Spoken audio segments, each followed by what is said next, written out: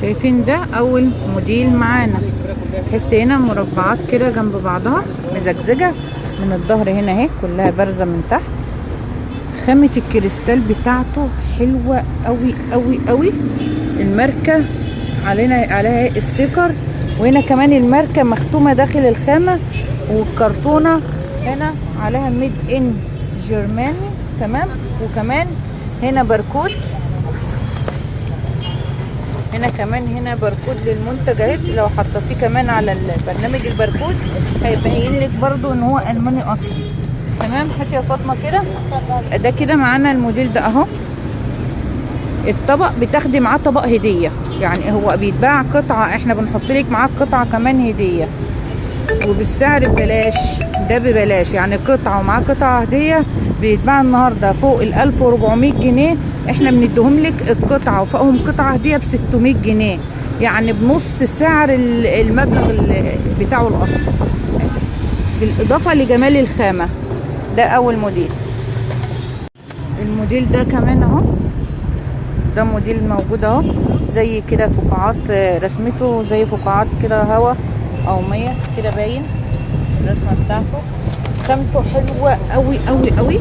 وبرده الطبق مقاس 32 سنتي، بتاخد عليه طبق هديه، يعني طبق بتاخد عليه طبق، يعني بتاخدي 2 طبق ب 600 جنيه ومقاس 32 سنتي.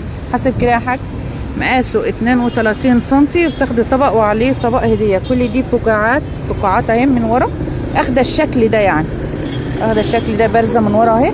وقلنا ماركه نختمان الماني اصلي، شغل قديم في مخازن. الموديل الخامس، ده الموديل الخامس. 1 2 3 4 5، ده الموديل الخامس، اخر موديل ولا في غيرهم؟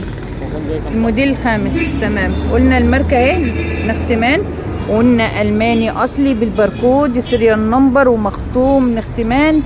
الطبق ده قلنا هنقول تاني وتالت بنقول الطبق ده مقاسه 32 سنتي. استخداماته عديدة جدا، ممكن تستخدميه لأي نوع حلويات، ممكن تقدمي فيه كحكك وبسكوتك على ترابيزتك، بيتزا، اللي انت عايزاه. شكله شيك جدا. خامة الكريستال بتاعته عالية قوي قوي قوي. ده موديل الوردة، هنلاقي الرسمة بتاعته من هنا كلها بارزة.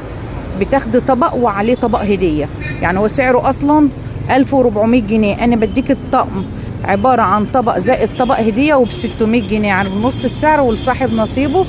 قلنا الشغل شغل قديم، شغل مخازن لصاحب النصيب.